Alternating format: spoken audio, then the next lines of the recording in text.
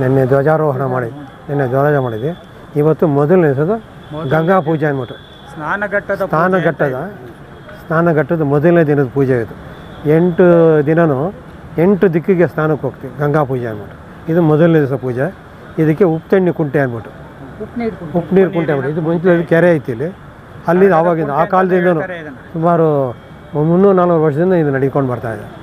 ಇದು ನಮ್ಮ ಫ್ಯಾಮಿಲಿಗೆ ನಮ್ಮ ತಲೆ ಅಂತ ಮೊದಲ ಪೂಜೆ ನಮ್ಮ ಫ್ಯಾಮಿಲಿಗೆ ಬಂದಿದೆ. ಈ ಸೇವೆ ನಡೆಸ್ಕೊಂಡು ಬರ್ತಾಯಿದ್ವಿ ನಮ್ಮ ಅಣ್ಣವರು.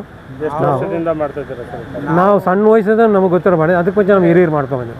ಒಂದು 70 ವರ್ಷದಿಂದ ನಾವು ಮಾಡ್ಕೊಂಡು ಬಂದಿದ್ದೀವಿ ಸರ್. ಸುಮಾರು 70 ವರ್ಷದಿಂದ ನಾವು ಇಲ್ಲಿ ಪೂಜೆ ಮಾಡ್ಕೊಂಡು ಬರ್ತಾಯಿದ್ದೀವಿ. ಮೊದಲನೇ ನಮ್ಮ ಫ್ಯಾಮಿಲಿ ಕಡೆಯಿಂದ ನಮ್ಮ ವಂಶಸ್ಥರು ನಾವು ಮಾಡ್ತಾಯಿದ್ದೀವಿ. ಮತ್ತು ಈ ಕರ್ಗ ಪೂಜೆ ಎಷ್ಟು ದಿನ ನಡೀತಿದೆ ಟೋಟಲ್?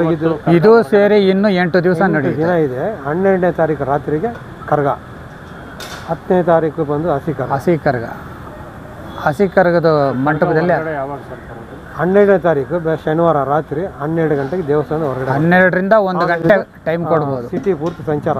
8 ದಿಕ್ಕು ಬಾಗಿಲು, ಬೆಂಗಳೂರು ಹಳೆ ಬಾಗಿಲು 8 ಬಾಗಿಲು ಸುತ್ಕೊಂಡು ಬರೋದು ಅಂತ ಬಿಟ್ಟು ಈಗ ಪಾಂಪ್ಲೆಟ್ ಇದು ನೋಡಿದ್ರಿ ನೀವು.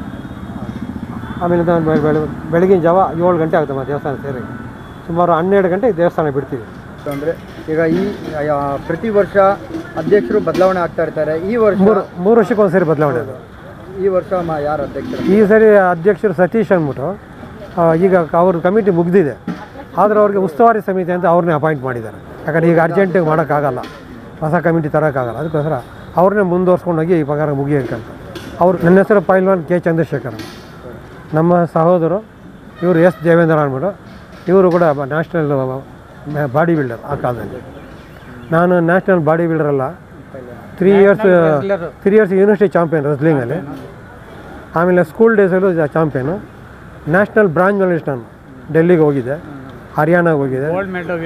ಆಮೇಲಿಂದ ನಮ್ಮ ಕರ್ನಾಟಕ ರಾಜ್ಯ ಸರ್ಕಾರದ ರಾಜ್ಯೋತ್ಸವ ಪ್ರಶಸ್ತಿ ತಗೊಂಡಿದ್ದೀನಿ.